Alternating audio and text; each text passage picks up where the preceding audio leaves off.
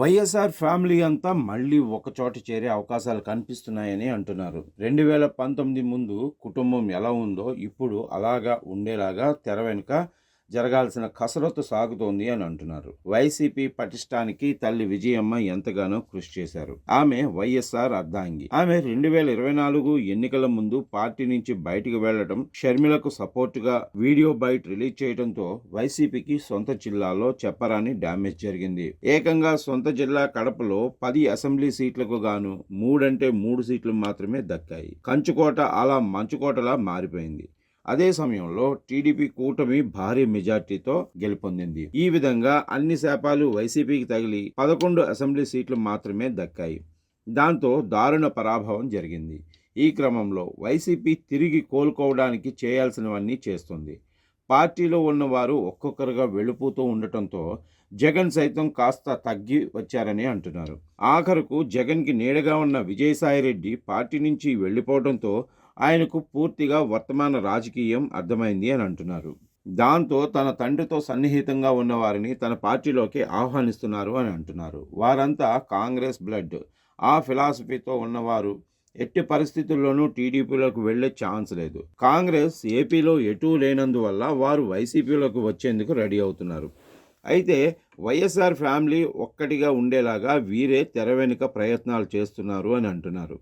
దాంతో వైసీపీలో తొందరలో అనేక కీలకమైన పరిణామాలు చోటు చేసుకోబోతున్నాయని చెప్తున్నారు.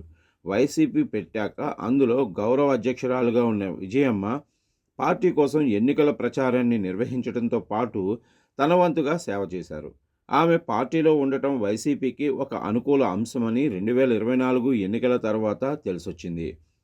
ఎందుకంటే 2022 గుంటూరులో జరిగిన వైసీపీ ప్లీనర్ సమావేశంలో విజయమ్మ తాను పార్టీ నుంచి తప్పుకుంటున్నట్లుగా ప్రకటించి కన్నీళ్ల పర్యంతం అయ్యారు.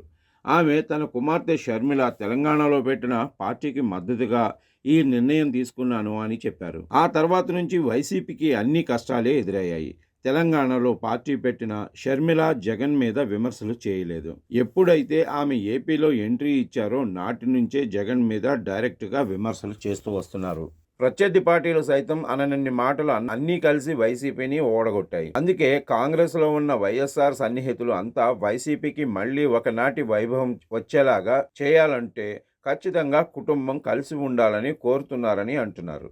ఈ మేరకు జగన్ సైతం వాస్తవాలను అర్థం చేసుకున్నారని, అందుకే విజయమ్మను సాదరంగా ఆహ్వానించి తొందరలో వైసీపీలో కీలకమైన పదవిని అప్పగిస్తారు అని అంటున్నారు. ఇవన్నీ పక్కన పెడితే విజయమ్మ కూడా షర్మిల రాజకీయం ఆశించినంతగా లేకపోవడంతో మళ్లీ వైసీపీని బలోపేతం చేసేందుకు చూస్తున్నారు అని అంటున్నారు. ఆమె గత డిసెంబర్లో ఇడుపులపాయలో జరిగిన కార్యక్రమంలో జగన్తో కలిసి పాల్గొన్నారు. అంతేకాదు జగన్ లండన్ టూర్లో కూడా ఆమె కూడా ఉన్నారని చెప్తున్నారు. ఇక షర్మిల జగన్ల మధ్య విభేదాలు కూడా సమసిపోయేలా ఒకనాటి వైఎస్ఆర్ మిత్రులు అంతా కృషి చేస్తున్నారు అని అంటున్నారు. అన్నీ గనుక అనుకున్నట్లుగా సాగితే మాత్రం వైసీపీ మళ్లీ బలంగా పుంజుకుంటుందని అంటున్నారు. చూడాలి మరి ఏం జరుగుతుందో.